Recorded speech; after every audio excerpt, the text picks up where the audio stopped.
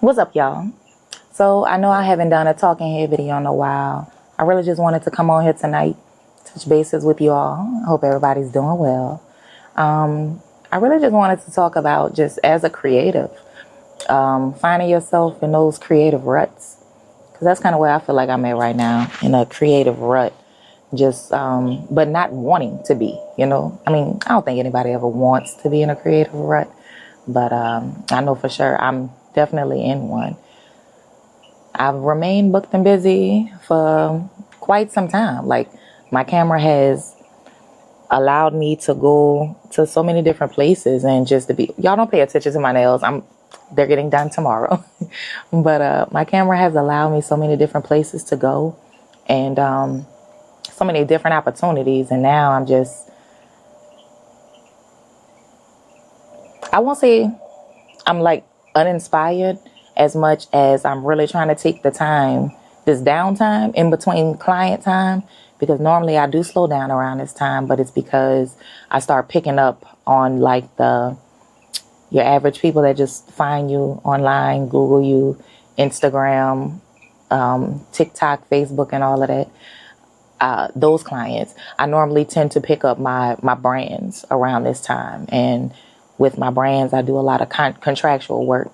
So where your real estate audit, your realtors, I'm sorry.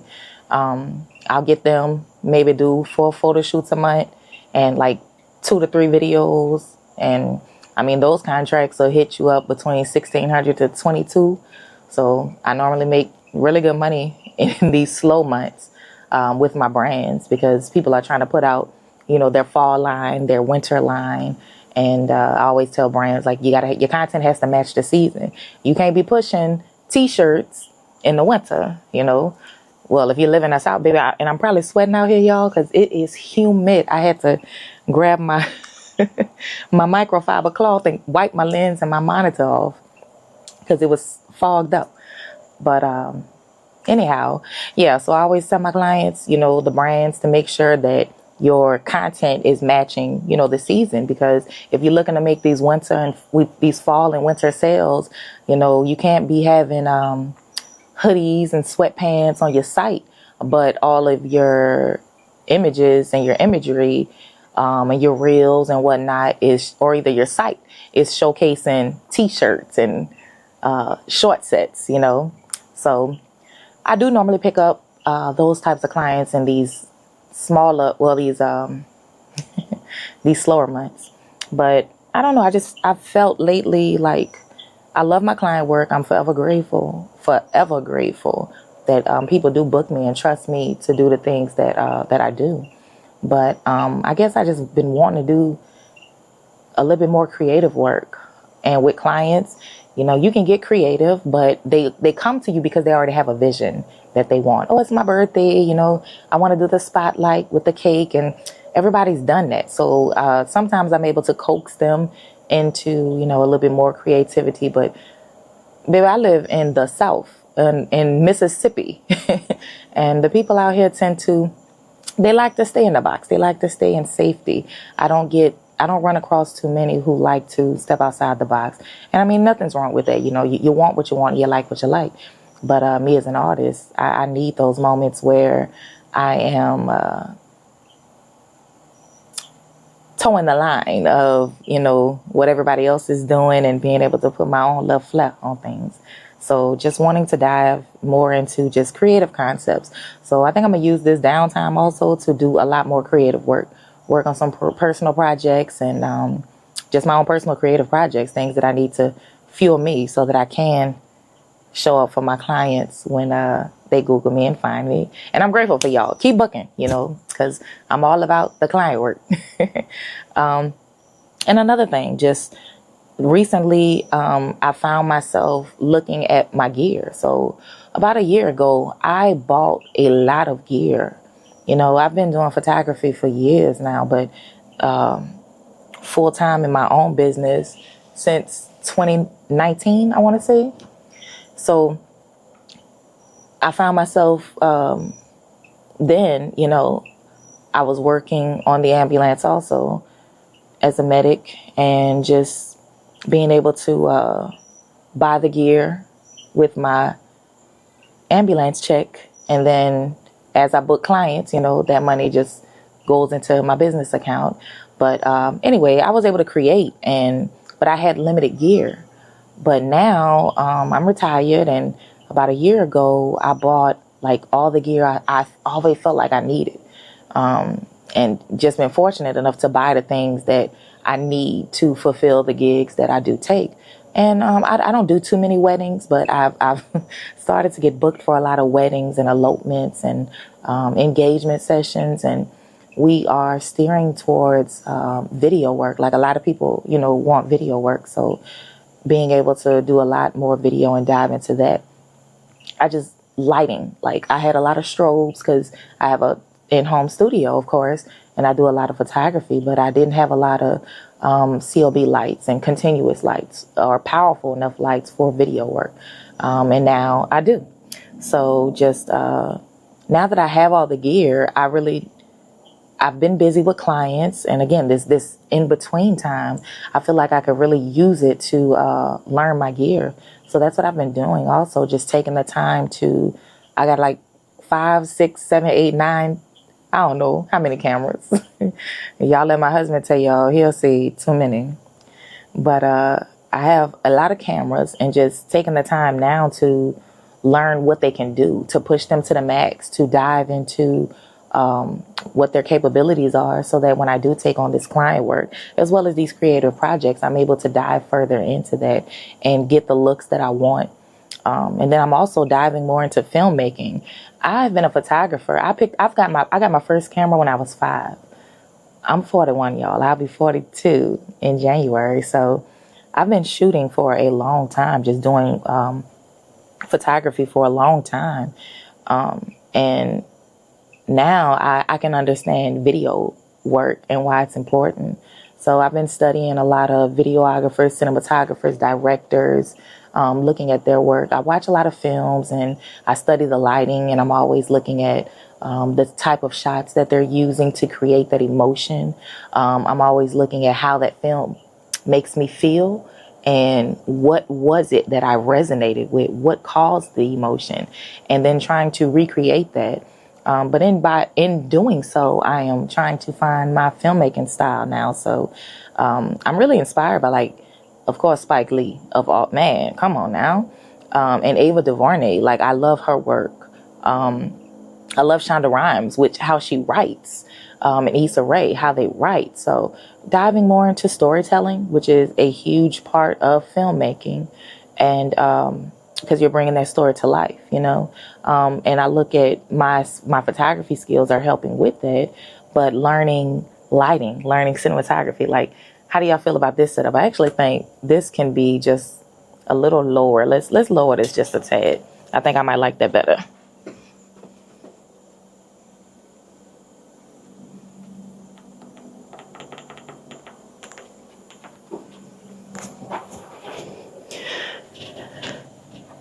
There we go. There we go. How y'all feel about that? Yeah. So, just learning lighting and learning the different details and different lenses. So I currently shoot a lot of Leica gear. You know, I have my Leica Q343, my Leica SL3. I also have the Lumix S5IIX.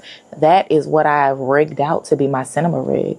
And I also have the Lumix S9, which honestly, I love that. I'm filming on that currently. Like, I love that little camera. I know it got so much heat when it first came out, but I like the image it creates. I like the Cine D2 or Cine V2 or Cine D, which is like a vlog. It's kind of like vlog, but with a little color and contrast baked into it. It just gives me a great color. I like it because I'm sorry, y'all, I'm sweating. It's humid. I'm learning DaVinci Resolve 20. So in the midst of all of this, I'm not complaining. Again, love my client work, but I am busy with these personal projects. But yeah, the Lumix S9, I love the look of that image. I like to do my talking head videos with it. So just being able to dive into just my gear and learn what all it can do so that I'm able to, you know, get the look that I want, and just learning my capabilities and my skill set. I also do a lot of, I paid for a year subscription of Skillshare. And so I do a lot of online courses through that, just learning lighting, learning a lot of business skills as far as like being an entrepreneur, learning a lot of filming techniques, and just, I don't have the connections, unless some of y'all watching have the connections and you want to get in contact with your girl and put me on. But I don't have a lot of connections for filming. I know a couple of people and I can reach out to them, but I am such a loner, baby. I like learning on my own and at my own pace, because I'll dive into these courses and then I could spend a whole day in my studio and try out what I've learned. And I take my notes and just wanting to be better, wanting to hone my skills and perfect my craft. Again, I'm fortunate enough to be retired and do exactly what I love. So I'm doing just that, but also just making sure that at the same time, I'm learning and having fun with it. So again, that's all I really been doing.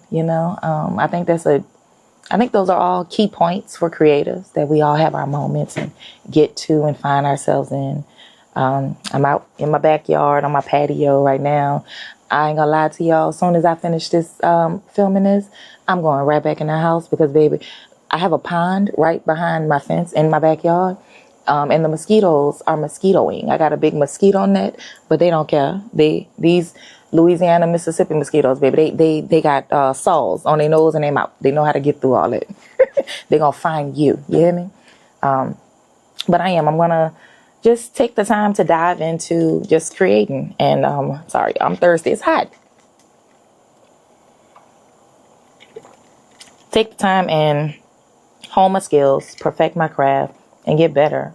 There's so much power in learning, and there's so much power in the hands-on aspect of it, because nowadays, like I said, people are inspired by Pinterest and what they see other people doing. So they want to come to you and say, hey, I want to do this. We are moving definitely as a society with social media, and as much as everything is online, a video world. Like, you have cameras and videos like at your discretion at all times. So you always got your phones, and I keep a camera on me. So people are wanting that. They're wanting more professional work, and they're just wanting higher quality. So I think it's important that we take the time to make sure we can always deliver. And my goal is to probably DP or direct or be camera A, camera B, camera C, anything. I would gaff, I would do whatever at this point in time. I'm just wanting to learn, and I'm so hungry for it. And I'm really, really inspired by that, just the knowledge and learning of it all. So I don't know, we'll have fun with it. We'll see where it goes. And hopefully, the next time, like, I really want to get more production into, because I have everything I need. So I want to have higher production quality in my videos, and get better with my talking heads. Like, I don't want to just be sitting here talking to y'all. Like, I need to get some B-roll in here, and some different angle shots. So, like I said, just practicing more, and hopefully I'll be posting more, putting more out. But I appreciate you guys for rocking with me. I will say this before I go. So at the beginning of this year, I ain't gonna lie, y'all, I probably had 2, maybe 3 followers on YouTube. I'm up to 50 now.